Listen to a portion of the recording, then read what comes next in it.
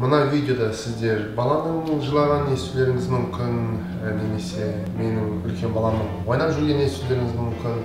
Енді мен қазір үйде болғандықтан видео жазып отырмын. Және басқа да дауыстарды естулеріңіз әбден мүмкін. Міне менің балам қазір жылап жатыр, мүмкін дауыс естіліп жатқан шығар сіздерге. Айтайын дегенім, Құдайға шүкір, кіші баламыз дүниеге келді. Атын Кенесары Абзал ұлы деп қойдық. Босанғаннан кейін бір аптаның көлемінде үйімізге счет жіберді госпитальдан. Енді оны қалай біз төлейміз? Төледік па, төлемедік па? Сол жайлы мен сізге осы видеода айтып өтемін. Ал өзіме келетін болсақ, менің атым Абзал, тұрғылықты жерім Нью-Йорк, Нью-Джерси, ол екі штат. Екі штаттарда тұрамын. Жалпы осы Америка құрама штатының өзім жайлы, бизнес жайлы, жаңадан басқа да қазақ елінен көшіп келген иммигрант жайлы, олардың өмірі жайлы, бизнес жайлы жалпы менің каналымда көріп өте аласыздар.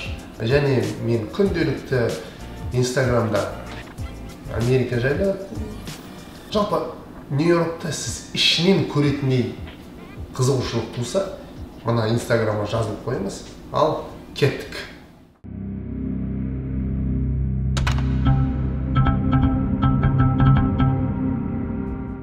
Армысың қазақ елі, кішігірім айтып кетейін, мұны үйге біз жаңадан көшіп келдік. Көшіп келгенімізге бір айда болған жоқ. Нью-Джерси штаты, Норсберген қаласы. Менің тұрып жатқан үйімнен Манхэттеннің орталығына дейін 10 мен 20 минуттың аралығында болады. Ол әрине кептеліске байланысты. Ал осы үй жайлы обзорды көргіңіз келсе, осы видеоның астында сілтеме болады. Менің орысша каналыма сол жақтан қарап өтсеңіз болады.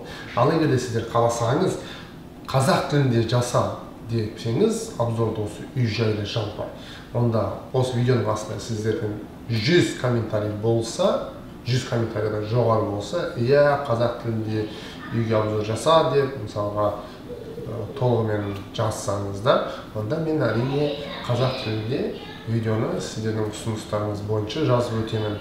Ал тақырыпқа келер болсақ, мына счетта көріп отқандай, біздің баланы босанғанымызға $28,070 төлемақыға счет келді. Бұны біз төлейміз ба, төлемейміз ба?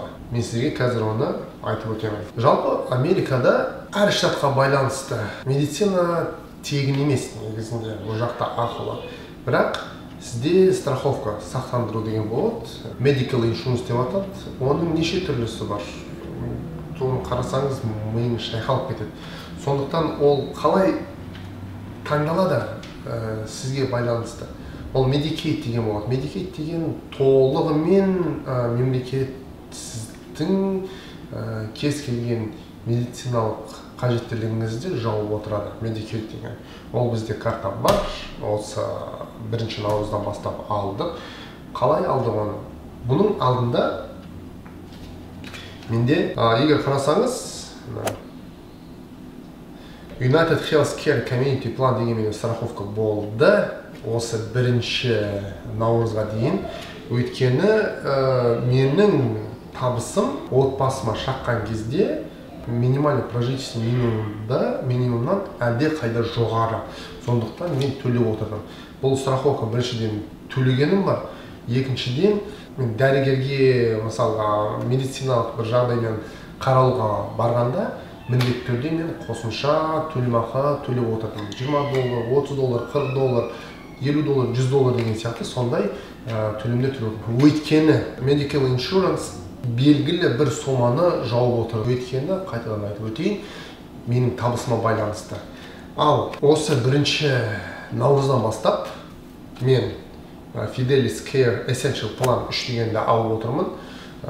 Ол дегеніміз толығымен 100% мемлекет менің ертең күні баратын болсам медициналық бір жағдайларға байланысты дәрігер көрілу, анализ тапсыру деген сияқты, сонда барлығын осы мемлекет тарапынан страховка жауып отырады. Мен бірде-бір тиын салмаймын.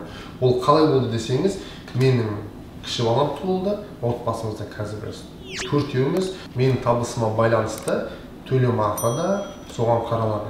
ол алдын ала есептелді. Мысалға менің әйелім 2 қабат болды, туылатын кез келіп қалды. Бірнеше ай бұрын ақпарат беріледі. Алдын ала ақпараттың барлығы Health Department'те болады. Ол мемлекеттік ұйым, барлық қандай медициналық план болатынын солар шешіп отырады. Ал енді ол Medicaid деп саналады. Менің қазір баламда Medicaid, ол бала туылған күннен бастап Medicaid беріледі. Ол дегеніңіз, мына $28,070 біз төлемейміз. Оның барлығын мемлекет өзінің тарапынан түгелі жауып отыр. Біз бұл жақта азамат емеспіз, біз жай ғана резидентпіз, біз ешқандай азаматтығымыз жоқ бұл жақтан. Оған қарамастан мемлекет бізге сондай жеңілдіктер жасап отыр. Медицинский страховкамыз тегін болады енді. Бала дүниеге әкелгенімізде тегін. Міне осындай жағдай. Тағы да бір жақсы жаңалық. Егер сіздің балаңыз Америка құрама штаттан туылып жатса, айталық менің балам Нью-Йоркта туылып жатыр, ондықтан ол осы Америка құрама штатының туылған күннен бастап азаматы болып саналады, және сізге Certificate of Birth Registration деген туу туралы куәлігі беріледі. Ол осындай A4 формат көлемінде келеді. Бұл жақта жазылатында Кенесары Абзалұлы, оның аты жөні, одан кейін барып оның жынысы, туылған күні, қай уақытта туылды, және қай госпитальда туылды, оның барлығы жазылады. Одан кейін анасының аты жөні, одан кейін әкесінің аты жөні, одан кейін сол қай доғыдыр тууға көмектесті, акушер, гинеколог, сол кісінің аты жазылады. Балам туылған мекен жайы жазылады. Кейіннен ең соңында анасының аты жөні және мекен жайы жазылады. Астында The City of New York деген мөр бар. Оң жағында тағы да Department of Health деген тағы да мөрі бар. Қала әкімінің өзінің қолы қойылады. Сонымен сізге мекен жайыңызға жіберіледі. Құттықтап қойсаңыздар болады, құттықтауларыңызды қабылдаймын. Тағы да бір жаңалық, осы 46-шы президент жаңадан сайланған Джо Байден мемлекет тарапынан қол қойып, стимул чек беріп жатыр. Бұл біздің 3-ші стимул чегіміз.